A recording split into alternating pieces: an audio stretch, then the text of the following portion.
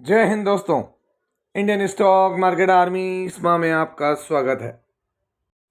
दोस्तों, जैसा कि आप थंबनेल पर देख चुके हो, बाप रे बाप, 270 गीगावाट एनर्जी की डिमांड। जी हाँ, आपने बिल्कुल सही सुना है। यहाँ पर इन शेयर्स पर नज़र रखना, इनकी स्टडी करते रहना, चूकना मत। स्टडी करने से बहुत बहुत बड़ा ये वीडियो आपके लिए होने वाला है। दोस्तों, इतने बड़े डेटा के साथ आपके साथ आ रहा हूँ जिसका कोई हिसाब नहीं। अगर आप इस वीडियो को पूरा देखें तो आप खुद समझ जाएंगे कि मैं क्या कहना चाह रहा हूँ।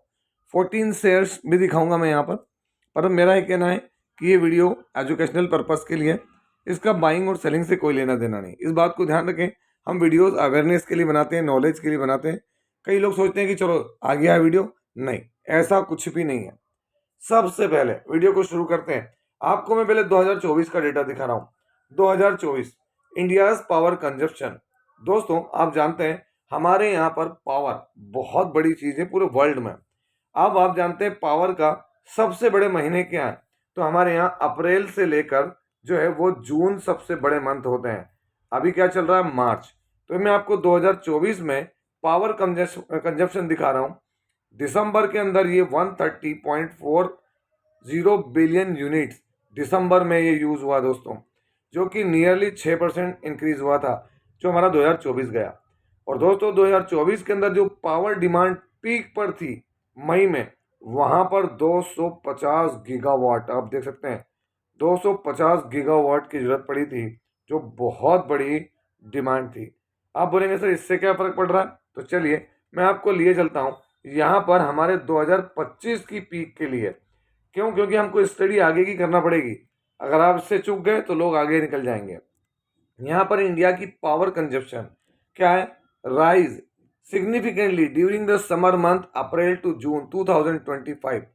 दोस्तों, टेम्परेचर बढ़ने से डिमांड हाई होगी, जो कूलिंग की जरूरत पड़ेगी, potentially reaching a peak of 270 gigawatt. Wow, 270 gigawatt पहुंचने के चांसेस हैं यहाँ पर। दोस्तों, अप्रैल और मई कूलर चालू हो जाएंगे, फ्रिज भी भयंकर चालू हो जाएंगे, एसी चालू हो जाएंगे, है ना। यहाँ पर हर चीज़ को कूलिंग करने वाली चीज़ें चालू हो जाएंगी, है ना। कोल्ड ड्रिंक्स चालू हो जाएंगे। तो इन सब चीज़ में जो इलेक्ट्रिकली अगर आप बात करें, सब इलेक्ट्रिक से चलेंगे। अब या तो पावर होगा जो हमारा जो ट्रेडिशनल है, या फिर ग्रीन एनर्जी। तो मैं यहाँ पर आपको दिखा दूँ क्या है प्रोजेक्टेड पीक डिमांड 270 गीगावाट 2050-25 में। इसको इन्फ्लुएंस करने वाले कारण क्या है, वार्मिंग टेम्परेचर्स। जी हाँ दोस्तों, टेम्परेचर बढ़ रहा है। अगर हम देखें, इंडियन मेट्रोलॉजिकल डिपार्टमेंट है, उन्होंने बताया कि भाई जो है अलग अलग तरीके से चीज़ें बढ़ रही है। समर के मंथ आ रहे हैं। इंक्रीज्ड यूज कूलिंग अप्लायंसेस, आप देखेंगे फैन, कूलर, एयर कंडीशनर्स, इनकी ज़रूरत ज़्यादा बढ़ेगी, जहाँ पर पावर भयंकर खर्च होगा। आप देखें पास्ट का ट्रेंड क्या था, तो इंडियाज कंजप्शन रोज 131.54 बिलियन यूनिट्स फरवरी 2025, जो हमारा फरवरी गया, जो कि वार्मेस्ट फरवरी है 1901 के बाद। ये डेटा बता रहा है, मैं नहीं कह रहा हूँ। 1901 के बाद सबसे गर्म फरवरी गया है। और in the first half of April India's power consumption grew nearly 10% year on year 70.66 billion units. दोस्तों, अगर हम देखें गवर्नमेंट का इनिशिएटिव्स क्या है, तो देख सकते हैं यहाँ पर electrification, enhance rural power availability, सब तरफ इनको पहुँचाना पड़ेगा, है ना। साथ ही साथ देखें लास्ट ईयर का 250 गीगावाट का था। अब देखें रिन्यूएबल एनर्जी का फोकस, इंडिया कमिटेड है काय के लिए 500 gigawatt of non fossil fuels 2030। Bharat का टारगेट है कि हम 500 गीगावाट के टारगेट पे पहुंचेंगे, जो कि क्या है, नॉन फॉसिल फ्यूल्स मतलब ग्रीन एनर्जीज है 2030 तक। तो ये बड़ी चीज़ दोस्तों। अगर हम देखें 2025 जनवरी के हिसाब से जो नॉन फॉसिल फ्यूल्स है वो पहुंच चुका हमारा कहाँ पर 217.62 गीगावाट। तो ये बड़ा है दोस्तों। अभी भी हमको बड़ी जर्नी डबल से भी ज़्यादा करनी है। तो ये सेगमेंट के अंदर कौन से शेयर आते हैं, ये वो 14 शेयर्स मैं आपको दिखाता हूँ यहाँ स्टेप बाय स्टेप। दोस्तों, केपीआई ग्रीन एनर्जी शेयर में कोई कमी है नहीं। बिजनेस ग्रुप केपी ग्रुप है, बड़ा बिजनेस ग्रुप है। मैं यहाँ पर अगर आपको दिखा दूँ तो ये हम 1 ईयर में देखें आप, ये इनका पीक था। ये पीक कहाँ पर आप देख लें, पीक कहाँ बना पर है इनका, अप्रैल में बना था। इनका हाई अप्रैल में बना, अप्रैल के बाद फिर देखें आप पीक कहाँ पर बनाइए, तो आप देखेंगे यहाँ पर जुलाई अगस्त में इन्होंने पीक बनाया। कारण यही वो था जहाँ पर सबसे ज़्यादा यूज़ होता है बिजली और पावर।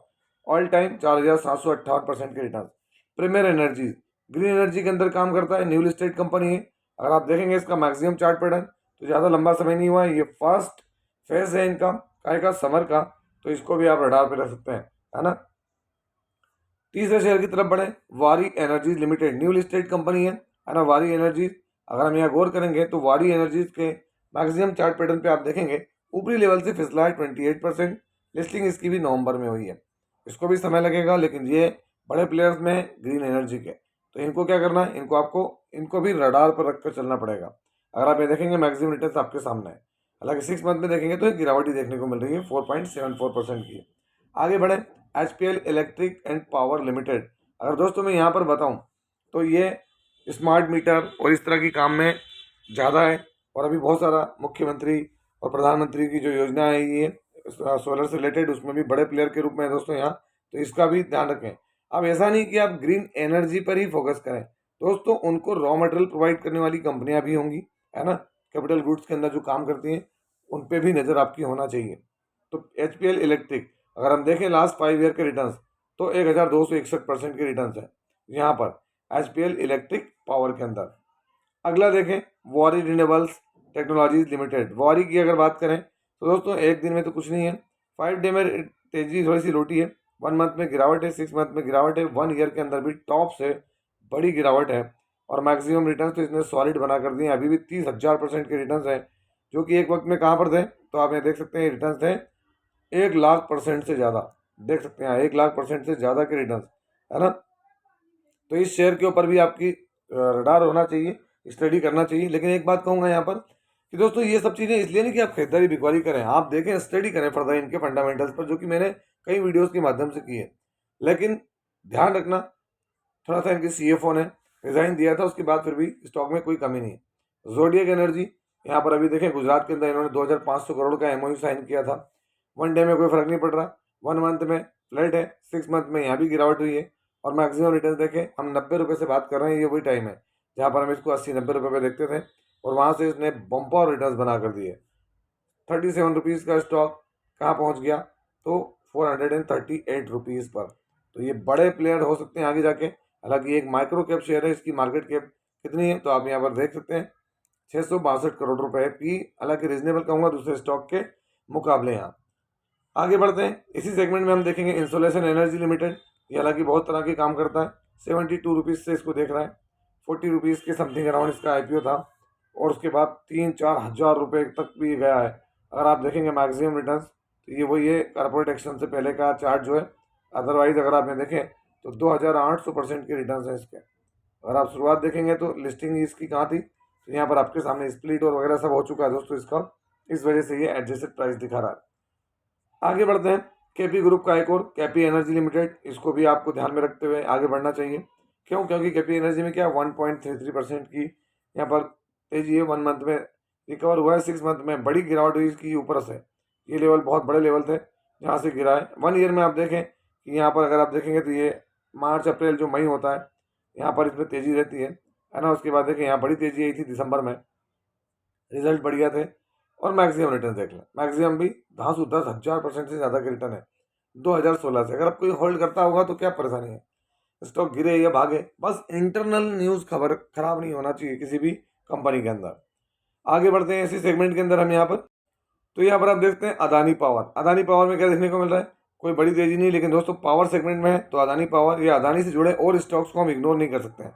अगर आप ये देखेंगे तो अदानी के अंदर ये न्यूज़ कहाँ है, तो ये दोस्तों ये जो जंप आई थी कहाँ है, अप्रैल मई, जहाँ पे सबसे ज़्यादा पावर का क्या रहेगा, यूज़ रहेगा दोस्तों। अदानी के और भी स्टॉक आप नज़र रख सकते हो इस सेगमेंट के अंदर, Adani enterprise, Adani green energy, है ना, ये आपके लिए ज़रूरी है क्योंकि ये भी ग्रीन एनर्जी से जुड़ा हुआ स्टॉक है, तो इसको भी आप रडार पर रखें यहाँ पर।